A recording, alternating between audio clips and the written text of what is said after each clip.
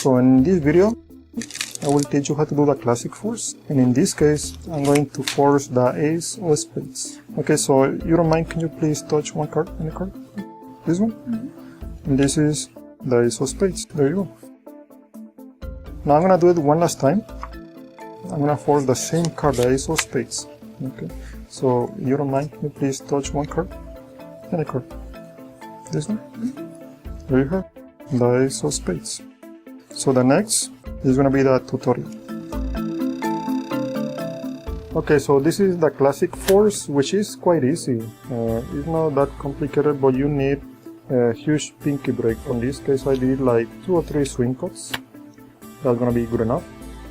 At this point, I only have a tiny pinky break.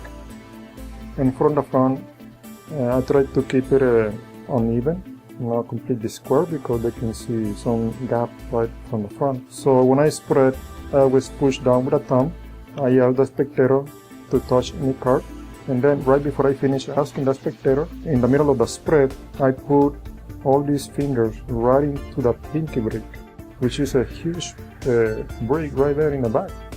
But in the front, I try to maintain the pressure right here and keep spreading. Keep pushing over here with a thumb so it doesn't separate from the front.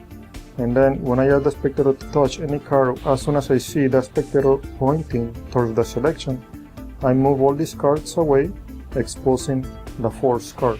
Okay, so let me give you an example. Can you please touch any card?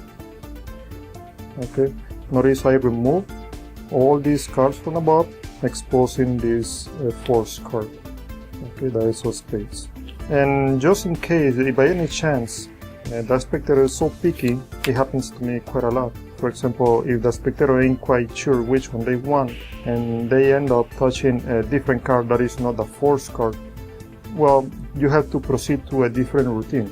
So when you do this classic force, you have to be aware that if by any chance it didn't work, you have to go to another routine. Okay, so the routine you are about to show is gonna allow for you to change your mind just at the last minute. So one last time, let me show you here. I only have the little pinky break, so it doesn't happen a huge discrepancy in the front. I spread, and when I ask the spectator, can you please touch any card? And when I finish asking the spectator, I move all the fingers right inside so I can move everything away at once. Okay. Sometimes it's a huge separation. I try not to make it so obvious. At least halfway. I will move it halfway, and then I help the spectator a little bit by approaching the deck. Because sometimes they hold their finger up and they never get to touch the deck. So if that happens, just go ahead and help them out. But that's the main principle, just taking all these cards from above as soon as you see they're about to touch the card. So it's a timing method. So always keep in mind that it's not going to work 100% of the time. So that's it. I hope you like it.